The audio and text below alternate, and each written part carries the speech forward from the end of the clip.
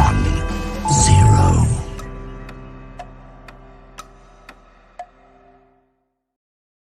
Bonjour et bienvenue à votre chaîne de télévision Télé Saturne à partir du Royaume-Uni d'Angleterre. Nous avons le plaisir de faire ce live cet après-midi avec un homme qui fait beaucoup de bruit, en tout cas autour de lui, sur le combat qu'il mène pour sauvegarder l'intégrité territoriale de son pays. Un homme qui s'appelle le commandant Léon. Il est résistant, combattant, patriote et révolutionnaire. C'est comme ça qu'il s'appelle lui-même. Et pour l'intérêt, en tout cas, des téléspectateurs qui nous suivent généralement à cette heure-ci présent, nous avons vraiment voulu vous présenter un homme. Cet homme, c'est un militant congolais, un résistant, un combattant patriote et révolutionnaire. Il passe dans beaucoup de médias, il passe dans les réseaux sociaux où on entend sa voix. Mais la direction de notre télévision a voulu en tout cas savoir qui est cet homme, qu'est-ce qu'il revendique en réalité, qu'est-ce qui se cache derrière la tête de cet homme qui passe dans tous les réseaux en tout cas où on entend sa voix. Et également aujourd'hui, il n'a pas voulu montrer sa face, il ne veut pas parler en direct, évidemment par vidéo, mais il est en direct avec nous en duplex audio. Par contre, nous allons afficher sa photo sur l'écran et vous allez découvrir le combattant Léon, le commandant Léon. Le commandant Léon, bonjour. Bonjour monsieur, bonjour. Voilà, monsieur le combattant Léon, vous êtes un Congolais. Essayez de vous présenter vous-même pour que les gens, en tout cas, vous découvrent à travers notre télévision à partir de Londres. Vous qui vous appelez commandant, avez-vous été militaire pour vous appeler commandant? Vous commandez quelle troupe? Bon, je dis en premier lieu, bonjour à tous les peuples dans tout le monde, à travers le pays, de différents pays dans le monde, là où résident les Congolais, sans oublier que nous sommes partout au monde. La diaspora congolaise sont partout au monde, en Australie, aux États-Unis, partout, il y a des Congolais. Je leur dis vraiment très sincère mes remerciements parce que vous m'avez invité sur votre chaîne aujourd'hui pour étaler, parler de la situation qui se passe dans notre pays.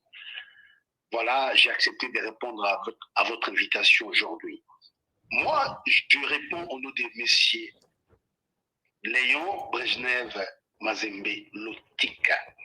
Je suis de la République démocratique du Congo, ancien ex-militaire, comme on les appelait les enfants de Saddam. Après avoir échoué, l'AFDEL était entré. Et puis, nous avions encore essayé de défendre notre pays, l'intégrité territoriale, pour aller entrer dans la rébellion du MLC de Jean-Pierre Bemba. Et vous savez ce qui s'est passé au Congo à l'issue de l'élection de 2006. Et puis, il y a eu des accrochages dans la ville de Kinshasa. Et puis, on a réussi à quitter le pays pour se réfugier à l'extérieur de notre pays. Je suis militaire en formation. J'ai participé à beaucoup des opérations dans notre pays en 1996 pour essayer de stopper le manœuvre de l'AFDEL qui était caché derrière par les Rwandais que M. Kabila Laurent Désiré les avait amenés. Et quand ce n'était pas tenu, et par après, nous sommes allés encore essayer dans l'MLC, c'est seulement pour les soucis de défendre les territoires nationaux, de bouter tous les avanceurs de notre territoire national.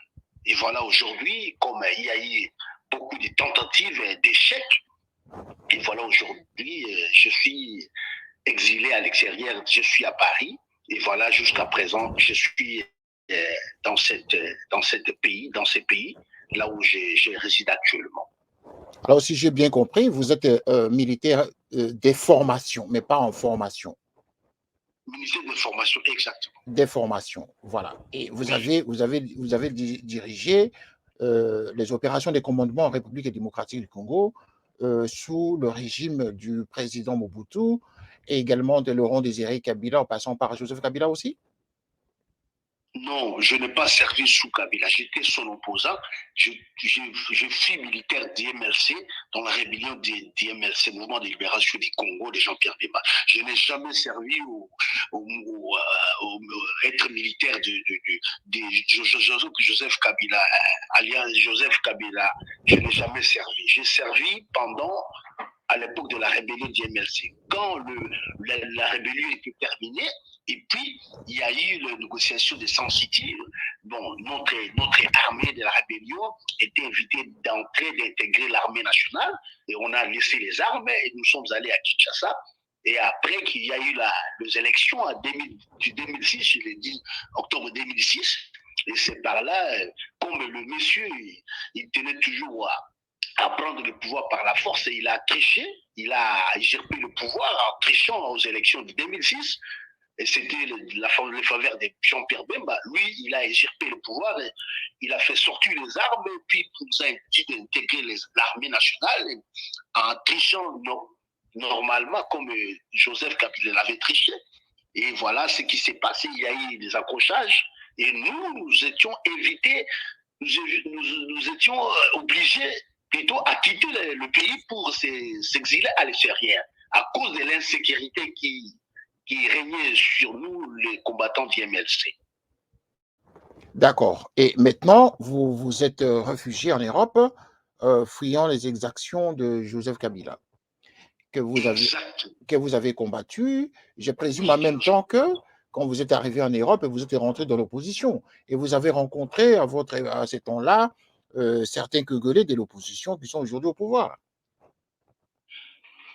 Oui, merci pour votre question. D'autres résistants combattants que nous avions mené des combats avec, comme ils ont dit que non, ils ont vu que non, ils ont beaucoup combattu, et il y a eu un nouveau souffle, comme Félix était retourné à Kinshasa pour prendre les élections, pour se présenter aux élections, et cette élection-là, comme vous le savez, a été mal gérée, et la situation, comme vous le savez, n'a pas bien marché, et nous nous sommes dit avec les autres membres du mouvement d'y rester au pays parce que le pays n'est pas libéré.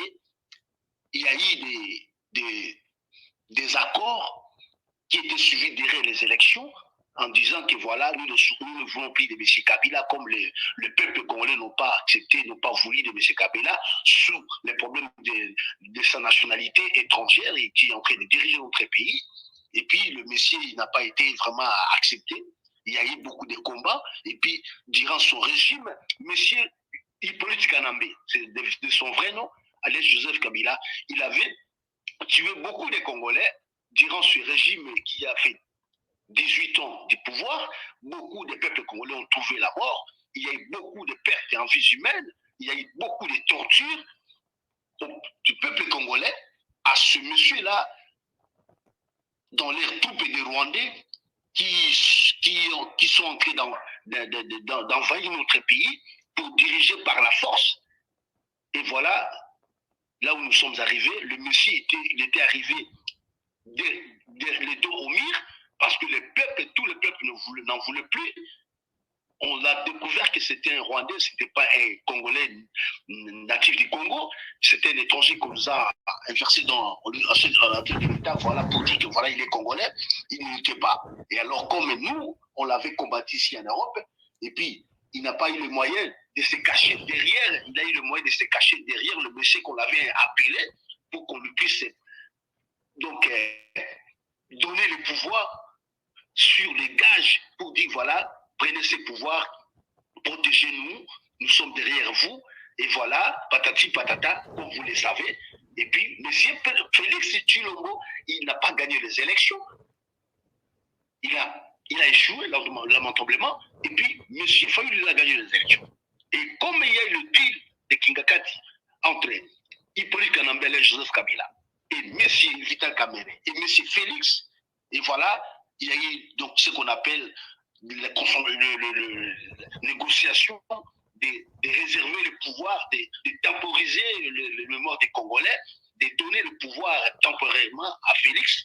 Et voilà, aujourd'hui, Félix, il est président. Nous sommes derrière tous ces meurtres, tous ces assassinats, et le pays est dévasté dans les chaos. Parce que le monsieur Félix n'a pas vraiment réussi à gérer les pays. Okay. Voilà, aujourd'hui, nous avions des problèmes sérieux dans notre pays pour Oui. des raisons de sécurité de tous les Congolais. Commandant Léon, je me dois de vous interrompre pour vous poser comme des questions sur ce que vous venez de dire tout à l'heure. D'une part, vous dites que Kabila, c'est un étranger rwandais, un citoyen rwandais, mais malheureusement, ce Rwandais-là qui vous a géré pendant 18 ans et qui a commis effectivement, comme vous le dites vous-même, qui a commis des exactions dans votre pays, mais vous avez quand même soutenu cet homme-là, et Félix est issu, qui était dans l'opposition, qu'il avait combattu également, reparti au combat, et donc il a pris quand même le pouvoir, c'est lui qui dirige. D'une part, vous dites Kabila n'a pas gagné les élections en 2006, et en 2018 plus tard, vous dites Tshisekedi non plus n'a pas gagné, c'est Fayoul qui a gagné, et en 2006, qui avait gagné en 2006 alors, si ce n'est Kabila? C'était qui?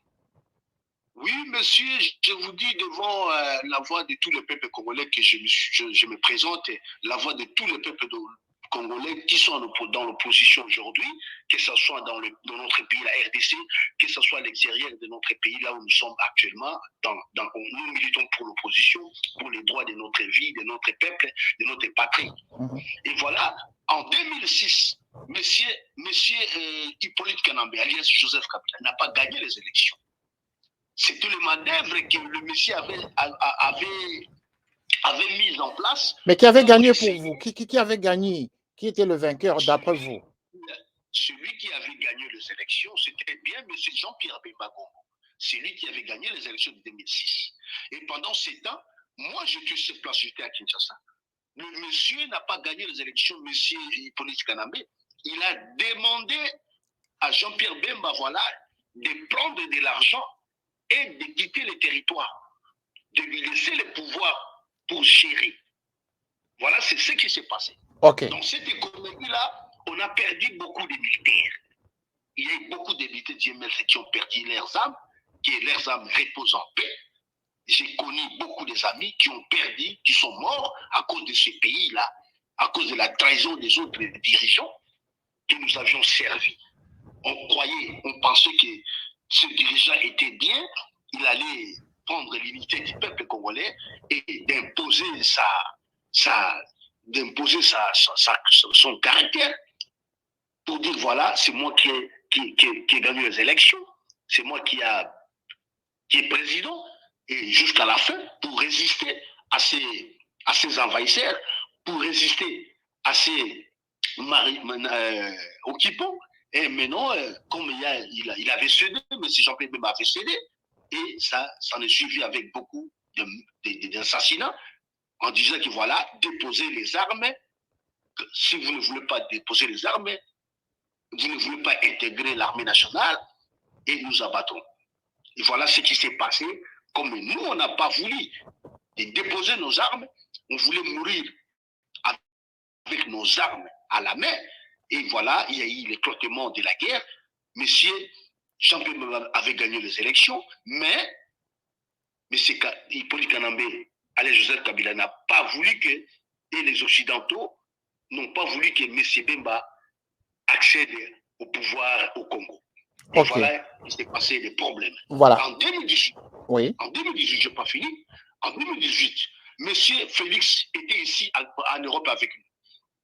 Il a vraiment parlé des discours que nous l'écoutions parler. Il nous a rassurés. Voilà, le militaire va avoir 3 000 euros. Voilà, un policier peut avoir autant. Voilà, notre épée, ça sera comme ça. Il a dit beaucoup de mensonges. Beaucoup plus de mensonges. Monsieur Félix, c'était mensonge.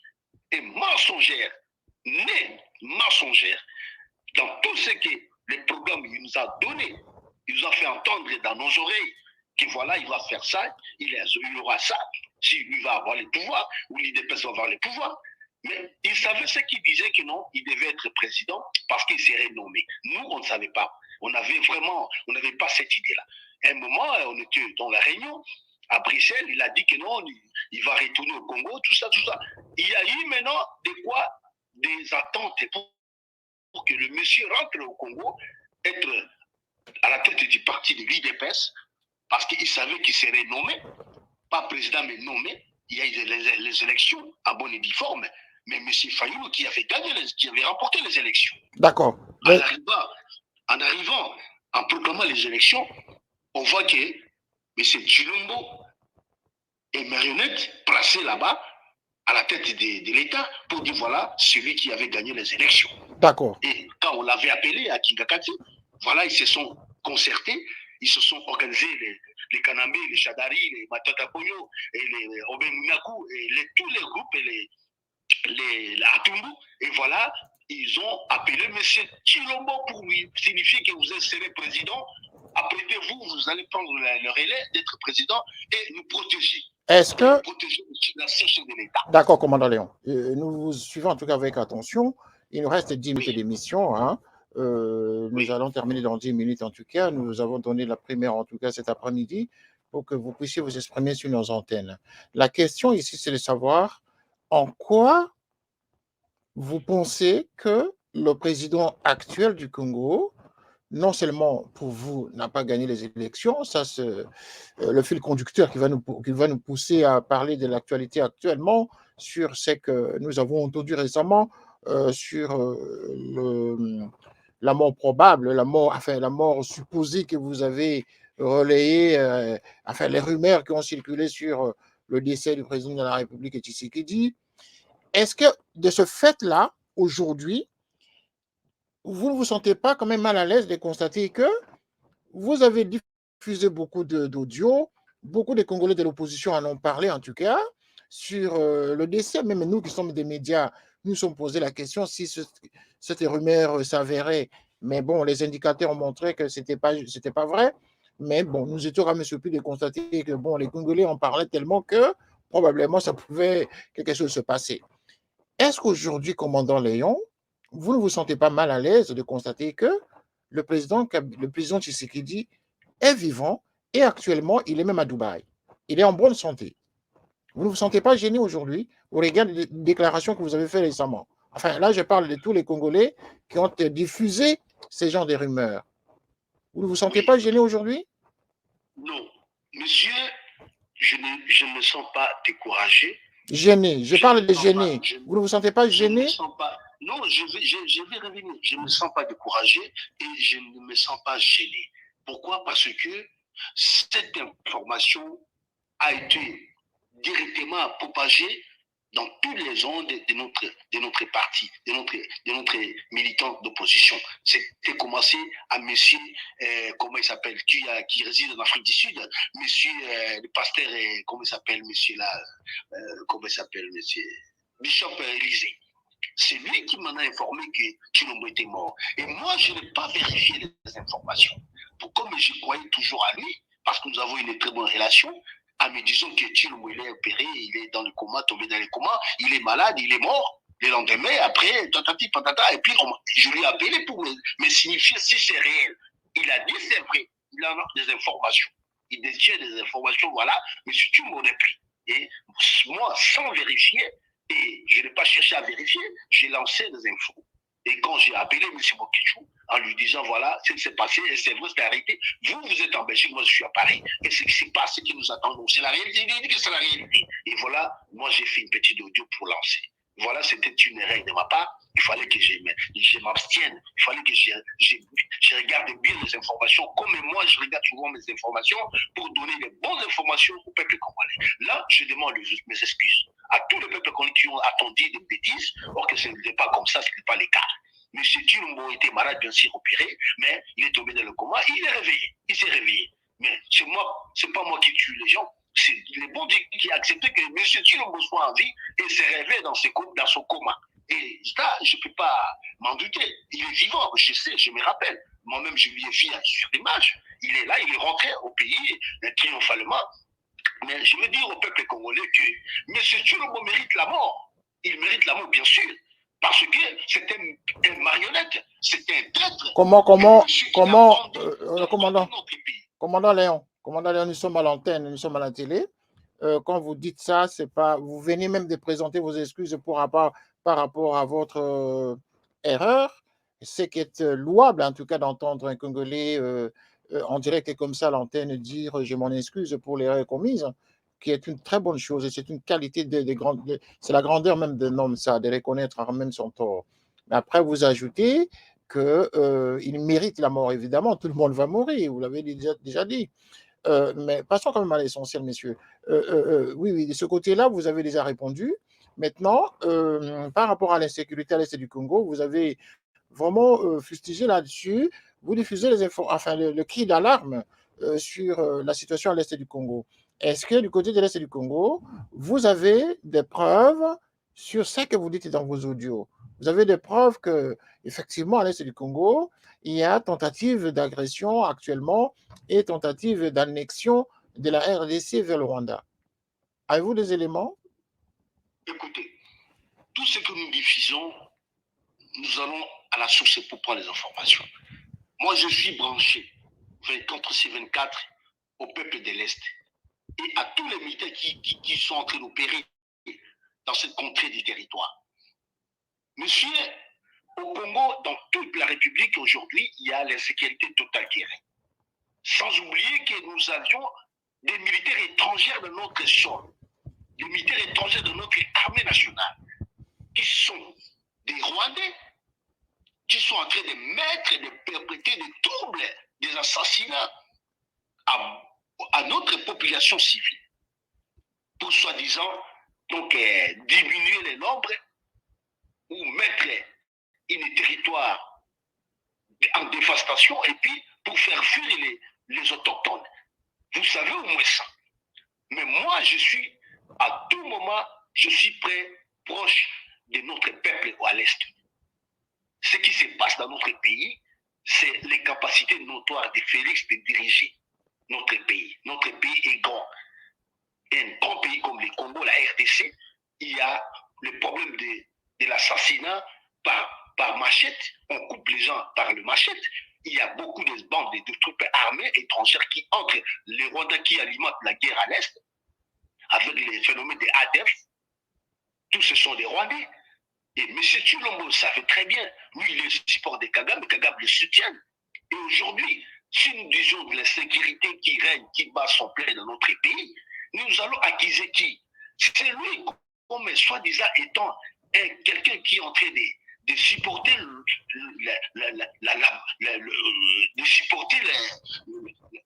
ce qu'on appelle chez nous dans notre pays l'occupation rwandaise.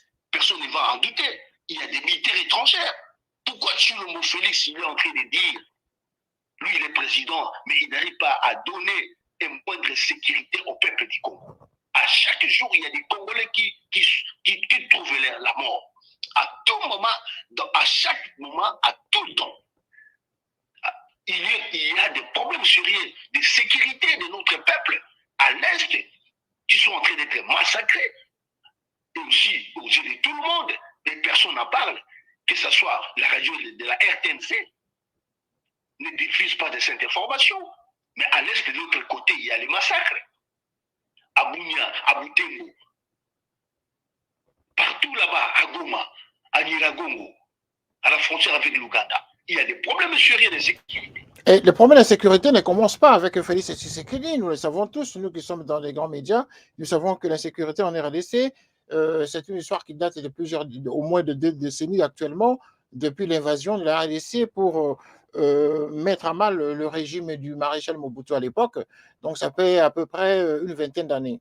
Ce n'est pas le fait de Tshisekedi, parce que lui aussi, quand il était dans l'opposition, il avait combattu justement Kabila à cause de cette insécurité à l'est du Congo.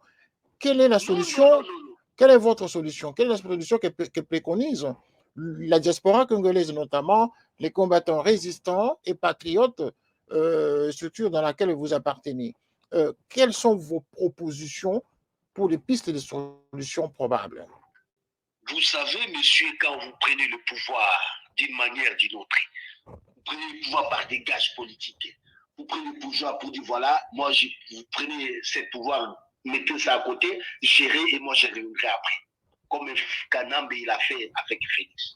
Prenez le pouvoir parce que supportez-moi. Quand vous parlez Kanambe, je ne pense pas que, même moi qui vous parle, je reconnais la personne. Kanambe, c'est qui au Congo? Kanambe, c'est Hippolyte Kanambe, c'est de son vrai nom. Alias, c'est ce qu'on appelle président Joseph Kabila. Ah ben voilà. Voilà celui-là. Comme il a fait les gages à Félix Fana, venez, nous allons vous donner le pouvoir, ne nous arrêtez pas, prenez ce pouvoir, gérez comme vous voulez. Vous avez la preuve de ce que vous dites. Vous avez la preuve de ce que vous dites, messieurs, quand vous dites que bien sûr. Ah bon? Vous avez des preuves? Vous avez des preuves? Ce ne sont pas des supputations à la congolaise qui sont diffusées. Non, voilà comme le président, comme on l'appelle le gardien de la nation. Lui ne peut pas être gardien de la nation.